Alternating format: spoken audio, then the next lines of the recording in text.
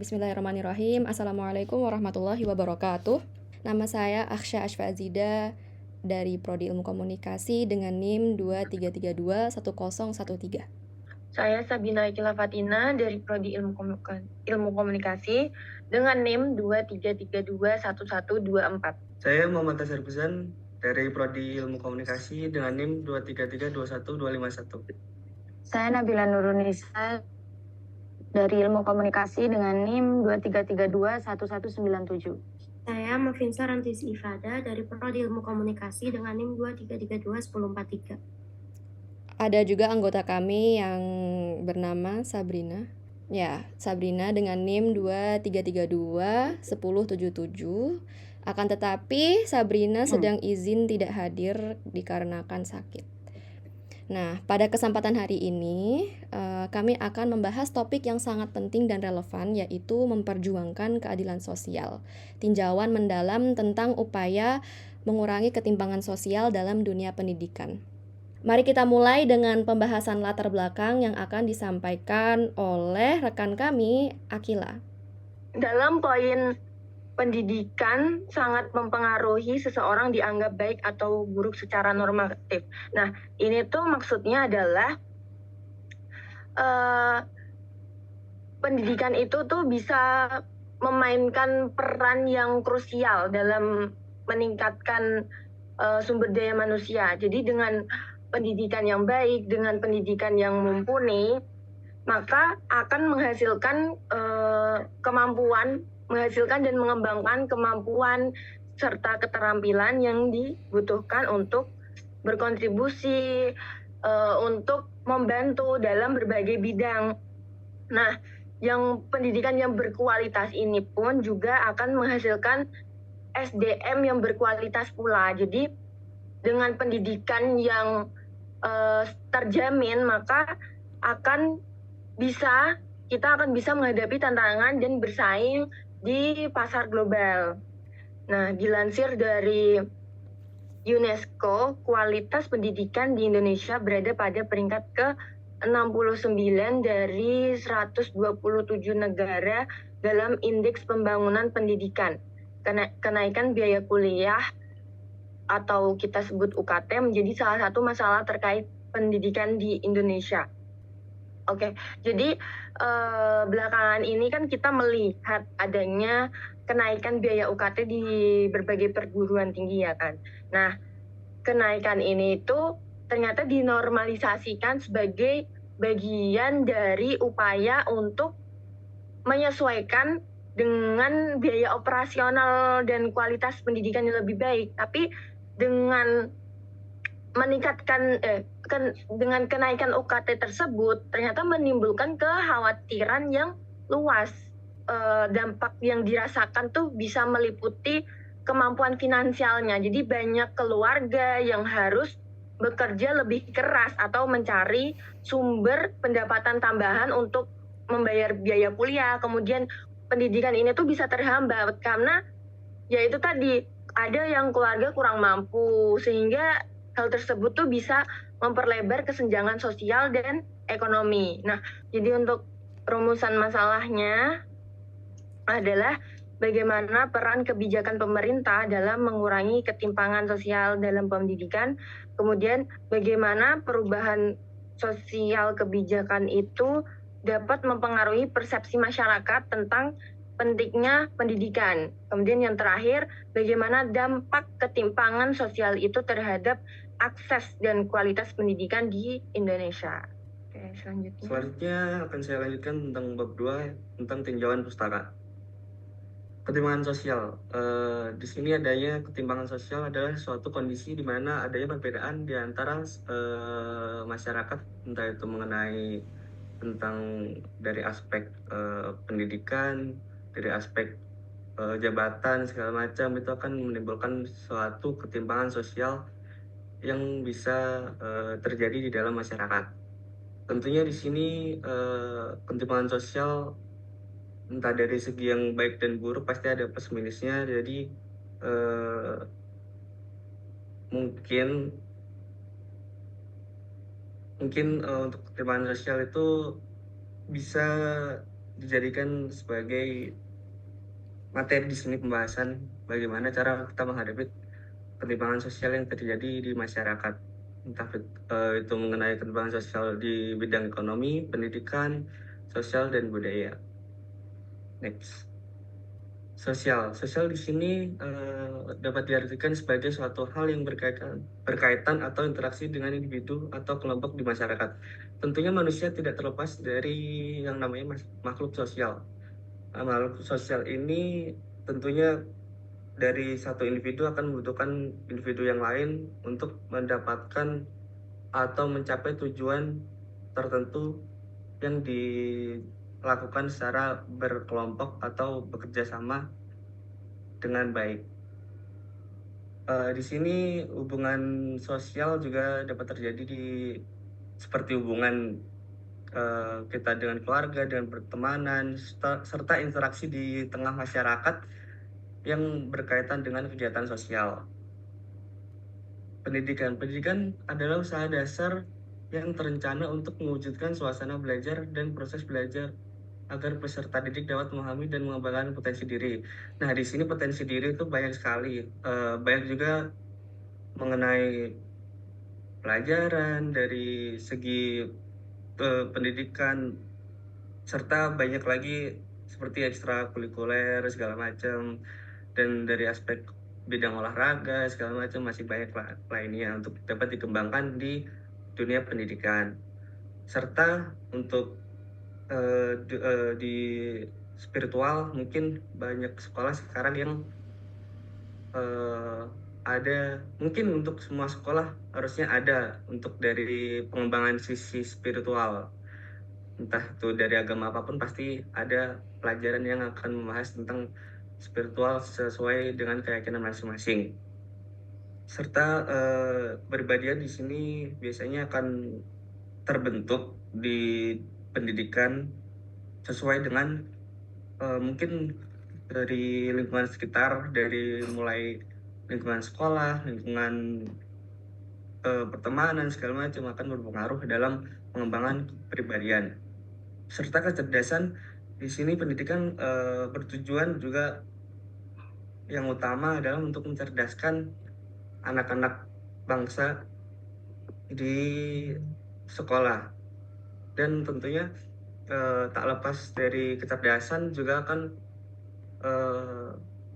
akan mementingkan akhlak mulia serta keterampilan untuk yang diperlukan diri sendiri ataupun masyarakat di sekitar yang mungkin bisa berguna untuk banyak orang, untuk membantu segala macam, akan bermanfaat bagi sekitar.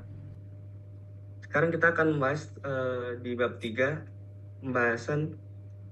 Nah, di sini akan saya jelaskan keadaan ketimpangan sosial dalam pendidikan di Indonesia pada saat ini.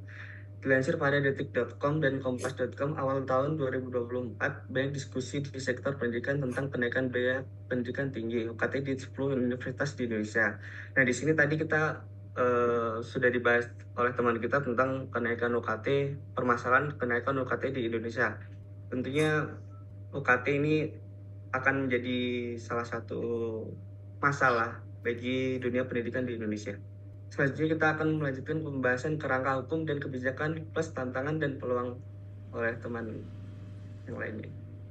Jadi kerangka hukum dan kebijakan tentang pendidikan di Indonesia. Yang pertama UUD 1945 pasal 31 ayat 1 dan 2. Sebagai dasar hukum tertinggi di Indonesia yang mengatur setiap hak warga negara atas pendidikan. Pasal 31 ayat 1 dan 2 menyatakan, ayat 1, setiap warga negara berhak mendapat pendidikan. Dan ayat 2, setiap warga negara wajib mengikuti pendidikan dasar dan pemerintah wajib membiayainya. Pasal ini menegaskan bahwa pendidikan adalah hak fundamental yang harus diberikan kepada setiap warga negara tanpa diskriminasi.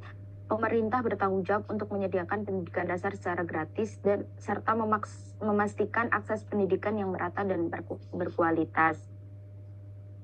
Yang kedua, UU Sistem Pendidikan Nasional nomor 20 tahun 2003.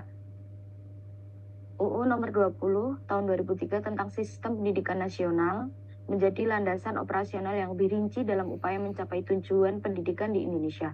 Beberapa poin penting dari undang-undang ini adalah: 1. Tujuan pendidikan nasional. Undang-undang ini bertujuan untuk mengembangkan potensi peserta didik agar menjadi manusia yang beriman dan bertakwa kepada Tuhan Yang Maha Esa, berakhlak mulia, sehat, berilmu, cakap, kreatif, mandiri, dan menjadi warga negara yang demokratis serta bertanggung jawab. 2. Penyetaraan kesempatan pendidikan. Pemerintah berkomitmen untuk mengatasi kesenjangan sosial dalam pendidikan, memastikan bahwa semua lapisan masyarakat memiliki akses yang setara terhadap pendidikan berkualitas. Dan yang 3, standar nasional pendidikan. Menetapkan standar nasional yang harus dipenuhi oleh semua institusi pendidikan di Indonesia untuk memastikan kualitas pendidikan yang merata. Kerangka hukum dan kebijakan pendidikan di Indonesia telah dirancang untuk memastikan setiap warga negara memiliki hak dan akses terhadap pendidikan yang berkualitas. Namun, tantangan dalam implementasi tetap ada.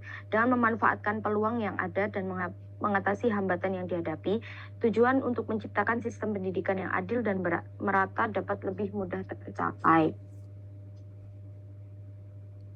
Selanjutnya, tantangan dan peluang. Tantangan dalam pendidikan Indonesia. Yang pertama, ada alokasi sumber daya yang tidak memadai. Meskipun anggaran pendidikan meningkat, masih ada ketidakmerataan alokasi sumber daya, terutama di daerah-daerah terpencil dan tertinggal. Yang kedua, infrastruktur yang buruk di daerah terpencil. Banyak sekolah di daerah terpencil yang masih mengalami kekurangan fasilitas dasar, seperti ruang kelas yang tidak memadai, laboratorium dan perpustakaan, dan akses teknologi. 3. Terbatasnya akses terhadap guru yang berkualitas. Distribusi guru yang tidak merata dan kurangnya pelatihan berkelanjutan mengakibatkan kualitas pendidikan tidak merata. Dan yang keempat, hambatan sosioekonomi yang berkelanjutan. Kemiskinan, kurangnya kesadaran akan pentingnya pendidikan, dan faktor budaya seringkali menjadi hambatan bagi banyak anak untuk mendapatkan pendidikan yang layak. Sedangkan peluangnya, yang pertama, kebijakan yang ditargetkan. Pemerintah dapat merumuskan kebijakan yang lebih spesifik dan terarah untuk mengatasi kesenjangan pendidikan, seperti program beasiswa bagi siswa kurang mampu dan insentif bagi guru yang bersedia mengajar di daerah terpencil. Yang kedua, keterlibatan masyarakat. Meningkatkan partisipasi masyarakat dalam proses pendidikan melalui kerjasama dengan berbagai pihak termasuk LSM, sektor swasta, dan komunitas lokal untuk mendukung program pendidikan. Dan yang terakhir, pendekatan inovatif untuk mengatasi tantangan. Mengadopsi teknologi dan metode pembelajaran inovatif seperti pembelajaran jarak jauh, e-learning, dan modul pembelajaran yang disesuaikan dengan kebutuhan lokal dapat membantu menjangkau siswa di daerah terpencil dan meningkatkan kualitas pendidikan. Selanjutnya akan dijelaskan oleh rekan saya, Mafinsa. Oke, kemudian ada usulan strategi. Yang pertama ada alokasi sumber daya yang adil, yaitu menjamin pemerataan sumber daya. Alokasi sumber daya yang adil adalah salah satu kunci untuk mencapai masyarakat yang adil. Dengan adanya sumber daya yang adil, kita itu bisa mastiin semua orang itu dapat akses yang sama untuk mencapai sumber daya yang mereka butuhin untuk potensi yang cukup gitu. Terus yang kedua ada program pengembangan guru. Program pengembangan guru itu berinvestasi dalam pelatihan pengembang pendidik. Maksud upaya itu untuk mengembangkan program pengembang pendidik yang efektif dan berkelanjutan dengan tujuan meningkatkan kualitas pendidik untuk siswanya. Terus yang ketiga ada keterlibatan komunitas, yaitu berkolaborasi dengan komunitas lokal. Keterlibatan komunitas merupakan hal yang penting bagi setiap organisasi atau individu. Dengan strategi yang kuat, kita itu bisa berkolaborasi dengan komunitas lokal. Biar kayak nguntungin kedua pihak kayak gitu. Terus ada mengatasi hambatan sosioekonomi, yaitu melaksanakan program penduduk. Dengan adanya program penduduk kayak keterlibatan masyarakat, dana yang memadai, pelatihan kerja, layanan kesehatan itu dapat mengembangkan program yang efektif untuk sosioekonomi di negara kita. Kerjasama antar pemerintah dan masyarakat itu berpengaruh penting buat dunia pendidikan. Next, ada peran pemangku penting. Jadi intinya pemangku kepentingan itu bekerja sama untuk melakukan atau memantau inisiatif yang mendorong keadilan sosial dan kesetaraan dalam dunia pendidikan.